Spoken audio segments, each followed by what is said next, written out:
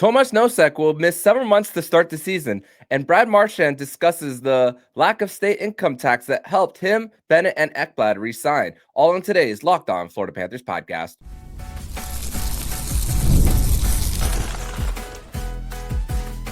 You're Locked On Panthers, your daily podcast on the Florida Panthers. Part of the Locked On Podcast Network, your team every day.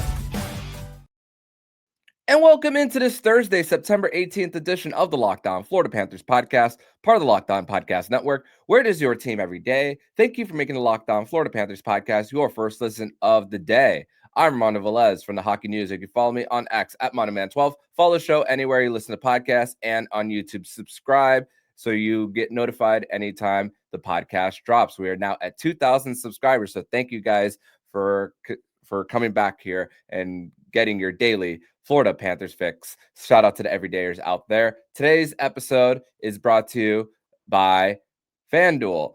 Download the FanDuel app right now by visiting FanDuel.com to win $300 in bonus bets if your first $5 bet wins. You can do that all on FanDuel. So, Panther fans, grateful to be back here once again on another edition of the show to discuss everything in the world of the Florida Panthers. Today, we are going to discuss Bill Zito's comments to the media from yesterday's media day, injury updates for the squad. We're also going to discuss the praise that Mackie Samoskevich got, along with the state income tax conversations that a lot of fans and media have discussed really since before the Panthers won their back-to-back championships, and discussing the camp format and why it's the right decision for the Panthers to go in this direction, and also dig a little deeper as to the why of their overall approach that has gone back years, even before Bill Zito became the general manager of the Florida Panthers. So yes, yesterday was media day for the Florida Panthers as the back-to-back Stanley Cup champions have a chance to come here and make history, being part of NHL lore. Hopefully the only team in the salary cap era to win 3 straight championships for them. And really the buzz around the building when it came to just walking across the different ice sheets for what they were doing for promotional stuff for the arenas and everything. It's like the facility itself still felt like it was that new car smell. And I mean, this facility has been open for almost 2 years now, and it still has that fresh smell, and you have more pictures around the facility now of the Panthers and their cups and celebrations after goals. So it feels more like a home more than ever. And I hope that you guys get a chance to check that out. And also, Bill Zito also mentioned that in his availability about the resources that the Violas give, and all that. So it's still very highly praised when it comes to how they've been able to build this and also the community in South Florida, which Bill Zito spoke about, the core of hockey fans, even going back to 1993 when the Panthers first came into the NHL. But we did get a few injury updates going into this season, and that's what he opened up with right before answering any questions. And he did give a timeline of Matthew Tkachuk but he said don't hold him to it on his internet medical degree, discussing he's expected to be out at least until December, and that is the earliest that he's possibly going to be out. But once again, don't hold them to it, as the Panthers are going to have to try to find a way to navigate. And this is something that we've known based on the pictures that were released online, especially after he did the shoot for NHL 2K26. Sorry, NHL 26, excuse me, for the recordings there for him, and along with Brady Tkachuk.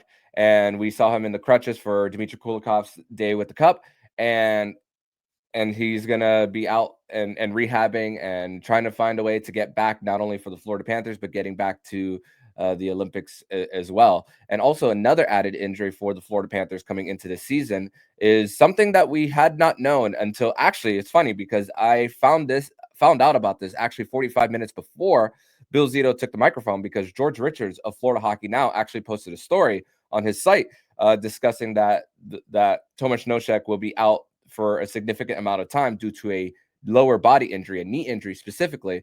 And even though George asked specifically what it was, he's like, he was very vague with his answer, talking about the knee and not saying multiple knees, but he did say it is part of the lower body for Tomas Nosek. He had a surgery, and it happened during an off-season training, so he's expected to miss several months. Not something new for the Florida Panthers with Tomas Nosek, as he missed the first month of the season last year after getting injured in the preseason game against the Nashville Predators. And then he missed time and returned for the Panthers Global Series games against the Dallas Stars last year. But so it's gonna be something that the Panthers, this is nothing new about when it comes to adjustments, when it comes to injuries. I mean, Aaron Ekblad was asked about how the roster deals with the injuries, and then Aaron Ekblad answered, most of the time it's me. And he said that he's gonna have to ask them for a little bit of pointers on how to deal with their rehab. But also, we spoke about the depth that the Panthers were bringing in coming into this year. I mean, yeah, last year the Panthers had that fourth line of AJ Greer, Tomas Nosek, Jonah Gadjevich, but no Nosek out there. You expect someone like a Luke Cunnin or Jesper Boquist, who can both play center with the team that could possibly take that position. I mean, it's going to be a little bit of an adjustment period for each, especially for Cunnin first coming into the mix. So that's going to be something that the Panthers are going to have to navigate. And also during Zito's media availability, he went out of his way to mention Tyler Mott twice during his media without people asking. So it just goes to show how much Bill Zito thinks very highly of him. So I look for Tyler Mott as far as a candidate to truly make the team out of camp. I mean, yeah, we've already discussed possibly the uncomfortable conversations that Bill Zito is going to have in the case that the Panthers are fully healthy when Matthew Tkachuk does come back, about having to clear up some cap space as far as cap dumps for the Panthers, for what they're going to have to do to be cap compliant, not only for the rest of the regular season, but for the playoffs. So that's going to be another thing to navigate on which direction they ultimately end up going. So right now, Tyler Mott is on a PTO, so you could expect his salary to be the absolute minimum at $775K. So that if Tomas Nosek is available to come back, it's just a 1-for-1 salary that you're gonna have to put him on, put Tyler Mott on. And if it's waivers and he goes unclaimed, the salary goes completely off the books, because it's 1.15 million that up to that you get to clear off of your books. So it's coming into the season, it's going to be more adversity. It's going to be more. It's going to be tougher, which Sam Bennett even reflected on during his media availability, talking it wasn't any easier the first time than it was. It wasn't easier the second time than it was the first time. So he knows what to expect. And I mean, that hunger that the Panthers came with last offseason coming into the 2025 season, you could just tell that the focus level was there, and that this team is not going to take its foot off the gas.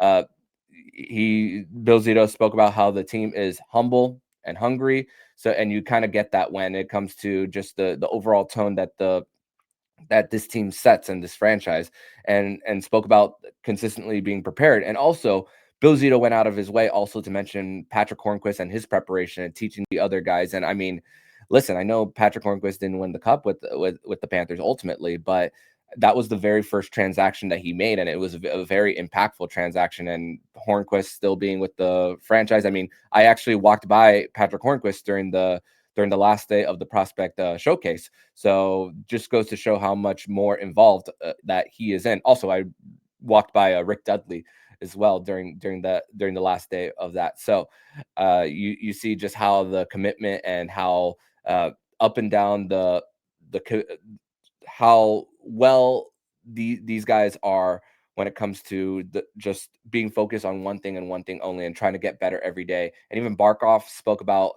how you can't win the cup every single day, but you got to prepare every single day as if you're trying to win the cup until there's that chance to win it. And the benefit for the Panthers is the fact that there's not a lot of turnover. And even Brad Marchand spoke about that. And he spoke that it's a benefit of not many new faces, and you don't have to know everybody's name. Although whenever they watch something related to NHL media, they already know their names already. This isn't like a youth camp or anything where these guys are not on TV, and that you're trying to put their names on tape on a helmet with Sharpie, and then the coaches are looking at it. It's like, okay, Brad or Mitchell, or so something like that. It's not in that case, but the fact is that these guys are coming in and already familiar, not only familiar with who they are personally in the locker room, but also who they are as far as their play style and where they're going to be on the ice. So that is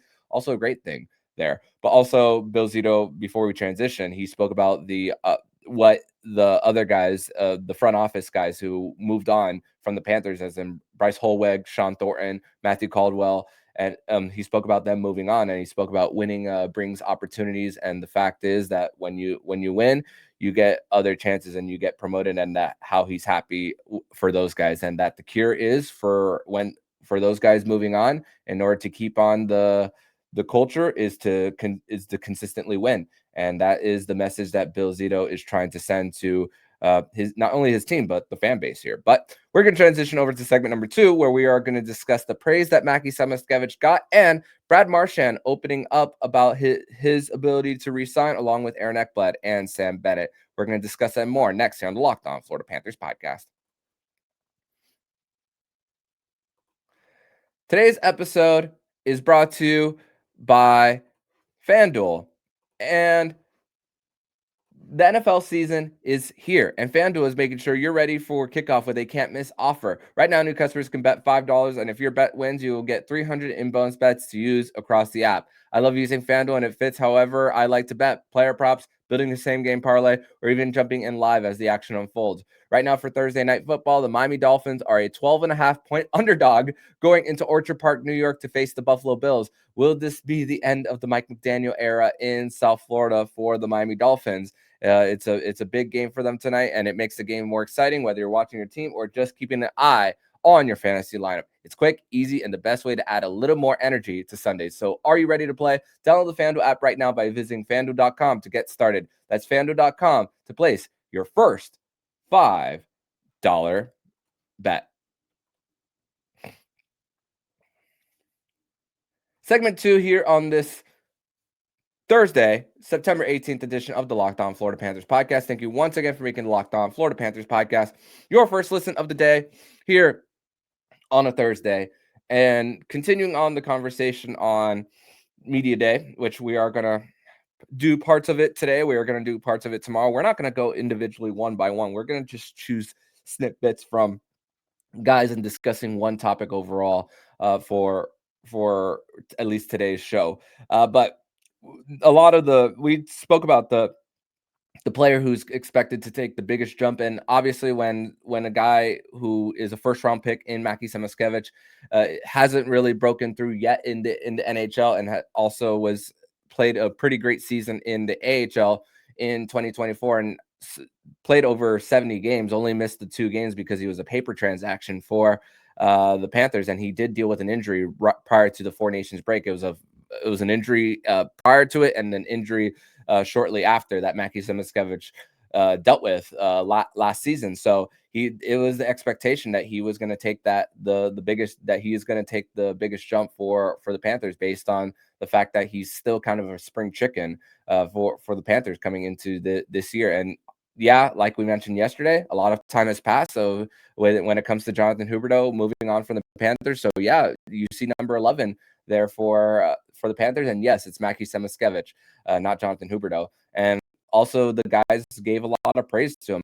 Barkov talked about how he's faster, stronger, spoke about his shot, playmaking ability, but physically looking outstanding. And he said at the end, must be the number. so a lot of it was also not only praising Mackie, but also a compliment to his friend and Jonathan Huberdeau, who I'm sure that he's still fairly close with off the ice. So a little bit of gave a little bit of a laughs there, but Barkov always providing some laughs during his media availability. He actually spoke about conditioning, which he spoke about the bike test. He spoke about the stupid bike test, but he said it jokingly there. But also Sam Bennett also went and spoke about Mackie Samoskevich, because he is expected to be on the same line as him.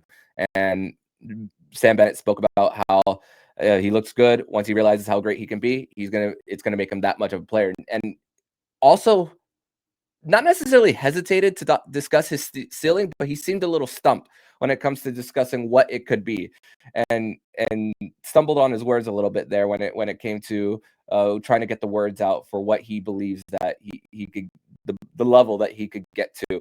And once again, it's the cheap talent that the Panthers are going to have over the next few years of guys who are going to need to help this team get through. As the cap is going up, the flexibility, but yeah, everyone else in the NHL is going to get that added cap space in order to go for the big fish in free agency and with trades. But the Panthers are not going to be as much of in the position, at least not in the immediate future, but maybe like 2 or 3 years down the line when it comes to replenishing and get younger guys. So it's very important for a guy like Mackie Samoskevich in order to play a full season once again, and also get some playoff games in order to help the Panthers in the mission to three-peat. So very impactful player and very highly touted for what the Panthers are bringing in. And let's not forget, he's one of 2 first-round picks that Bill Zito has had in his tenure that's still around. Everyone else is shipped off as far as the actual picks, but Spencer Knight was not a Bill Zito draft pick. He was a Dale Talon draft pick. So that's another thing for how well regarded he truly is for the Cats. But another conversation point that we had during media day is the discussion that we had even after the Panthers eventually won the Cup is, will the Panthers have the chance to re-sign all of their key free agents in Aaron Ekblad, Sam Bennett, Brad Marchand? And this is what I love, is the fact that there's a lack of selfishness. It's full of selflessness, because Sergei Bobrovsky was asked about their ability to re-sign. It's like he said, management did a great job of keeping them all together. Bill Zito then answered that question discussing it's them as far as their ability to commit to the team. Sam Bennett spoke about how, we never talked numbers, but it'd be great for all 3 of us if all 3 of us could have stayed. Brad Marchand speaking about, I didn't think it was possible. So it's all a back and forth in a good way of giving the credit elsewhere outside of yourself. And that's just the overall culture of hockey, is not taking all the credit, but whenever things do go wrong, you take accountability for yourself as well. So those are kind of the trends of answers that you guys consistently see in this sport, when things go right versus when things go wrong. And in the case of the Florida Panthers, we've seen so many things go right, and just and listen, it takes a village it rings true for the Panthers. And Brad Marchand spoke about his contract situation, the length of it, how he was never going to take less than a 3-year deal, and it spoke about how it was the main reason why it didn't work out in Boston for him, and he wanted to stay there, and he never thought that he was going to be a Panther to begin with. But now that he's in this new situation, not crazy to call it new, now that he's in this situation for himself, he's truly embraced it, and now he gets a chance to finish off his career. He's said that it's an injustice to his younger self as far as wanting to play until he gets kicked out of the league. But he also discussed something in relation to something that fans and media have discussed so much about the teams that have been successful with the lack of state income tax. And here's what we actually have a clip of what Brad Marchand had to say. So call here, a spade. If we were not in a non-tax state, it wouldn't have worked out probably for 2 guys. 2 guys probably would have been leaving in that situation. So that's a benefit that this team has that we were able to utilize and make work. But I'm thrilled to be here for the next 6 years, and Like I said, it's I've said this before. I mean, it's a gift to play in this league. It's it's a privilege. It's not a given. And when it's done, it's done. You never get to do it again. So Here you mention it. yeah, it is. It's absolutely a benefit to. Okay, I mean, for instance, if you go to a Canadian team, it needs to be 15% more on a contract to be the same as what it is here. Does it matter for every player? No. But if you're now dealing with the contracts that you're looking at, it's absolutely going to take place, or it's going to be something that you look at. Not only that, it wasn't probably as big of a factor back when some teams weren't as competitive or weren't run as well, because that is the main thing. You care about the hockey, you care about the organization.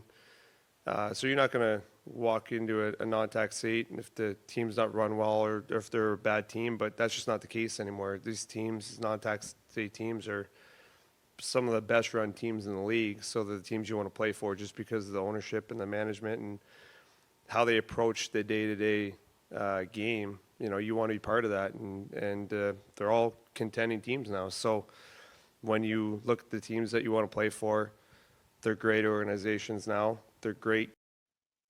And I wanted to play that full clip of Brad Marchand saying the full answer, because there's only so much that you could say based on an actual short quote on Twitter or Instagram that could be taken out of context when it comes to, yeah, we know that state income tax is an advantage for Florida, Tennessee, Texas. The Seattle Kraken are one of those teams in a non-state income tax state, and also Vegas. We understand that, but he did include the fact that now they're in a position that they're better run than a lot of the other organizations. So along with that, the winning and the fact that they get to still keep more of their money is really really impactful to their ability to stay. He spoke about needing 15% more in order to at least equal the net as far as what you take home versus in Florida, you get to still fit everything under the cap. And honestly, I did a quick calculation on my phone while that clip was playing about combining Ekblad, Bennett, and Marchand's contracts and what 15% would be added, and it would be at just under $3 million in cap space that it would be taken up. So we understand that it's an advantage, but if the Panthers are not run properly, and if Vinny Viola and Bill Zito are not committed to what they do off the ice as far as what they built, this wouldn't happen to begin with. But it's we do understand that it's for what they built together, they've gotten to this point, and that's why the conversation has ultimately started for all of these teams lately who have with no state income tax, why they have been as successful as they have. So just wanted to play that clip to get a little more context for all of you guys. But we're going to transition over to segment number 3, where we are going to discuss how the Panthers are going to organize their camp format going into this season, at least in the first week. We're going to discuss that more next here on the Locked On Florida Panthers podcast. Today's episode is brought to you by Monarch Money. And ever check your bank account and ask yourself, where did all my money go? Most people can't name all their financial accounts or what they're worth, whether it's 401ks, properties, or investments. And when you don't have a full picture, you can end up leaving money on the table. That's why there's Monarch Money. It's an all-in finance, personal finance tool that brings your entire financial life together in one clean, easy-to-use interface on your laptop or on your phone. Monarch is built for people with busy lives, and if you put off organizing your finances, Monarch is for you. Monarch does the heavy lifting for you. You can link all your accounts, see clear data visuals, and get smart categorization on your spending, and finally feel in control of your money without ever touching a spreadsheet. Don't let financial opportunities slip through the cracks. Use Locked On HL at monarchmoney.com on your browser for half off of your first year. That's 50% off of your first year at monarchmoney.com. Code Locked On NHL.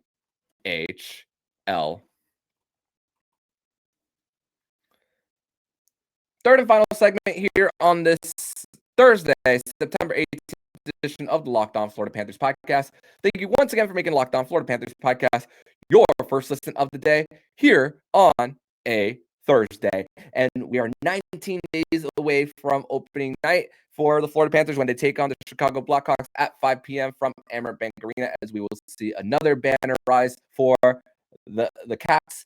And for how the Panthers are approaching this camp for them. 72 players total that their camp roster has. And listen, the moment I saw how many names there were, 12 total PTOs for them, and said, okay, these guys are the veterans are not going to be taking a whole bunch of time on the ice. And it's truly a benefit, at least with the new CBA and the schedule change for the NHL, that starting next year, it's not only is hockey going to be starting a week earlier, probably in the last week of September on that Tuesday. It helps that ESPN is not going to have the baseball wildcard round, so ESPN can retake that slot, and there's going to be less of those preseason games. So if the Panthers do ultimately end up three-peating, it'll be more of that rest, and this is the approach that they are taking. That in this so far in this first week of the preseason. So I want to play you guys a clip from Bill Zito on how he is how they are going to approach this. The other thing is you're going to notice a little bit of a difference in our camp format, where the veterans are not going to be doing the on-ice part the first week, off-ice individual training, which, look, we're trying to get better. We're trying to improve. And a year ago, we were wrestling with the length of a preseason schedule and maybe downtime, and most efficiently trying to prepare our athletes for the upcoming season. And in that, we thought, well, maybe there's different factors for different people, and the importance varies from person to person. So in this instance, the extra week of that is being reflected on the off-ice portion, and then they'll be out on the.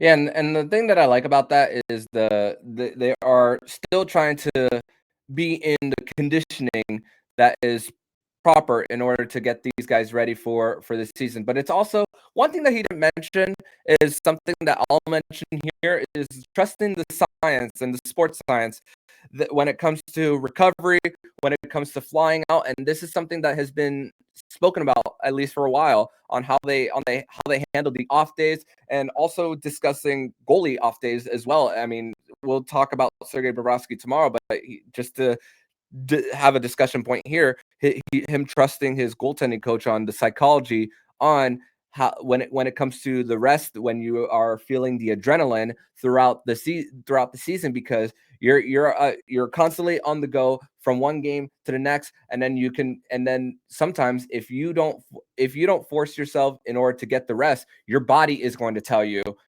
itself when to rest, and that's kind of something that I take personally myself, and it works the same way for these athletes at a high level, especially guys who have been through 3 long Stanley Cup playoff runs and winning 2 of them, and Aaron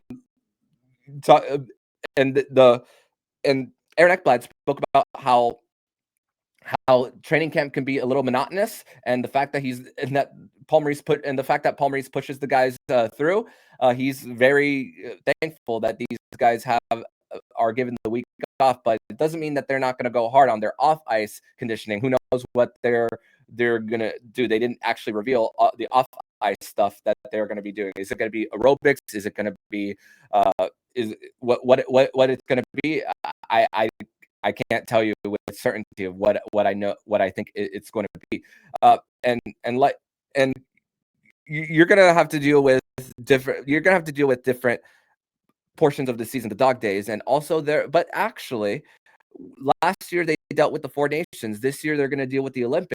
So other certain players, especially the guys on the Olympic bubble, are going to have to get up and try to find a way to motivate themselves in order to perform at a high level, in order to get to a point where they can at least impress their respected federations when it comes to making the Olympic squad. So some of those guys can't be resting mentally. Aaron Ekblad's on the roster bubble. Brad Marchand, although he was in the bottom 6 for Team Canada, he's a little bit on the older side, so he's definitely a guy who wants to be part of the Olympics. He was part of the orientation camp he mentioned in 2014, and you think that 12 years later he still has a chance to make it. It's an opportunity that he doesn't want to pass up, even though it's ultimately not up to him. He spoke about being on the short list there, and Brad Marchand also spoke about the fact is that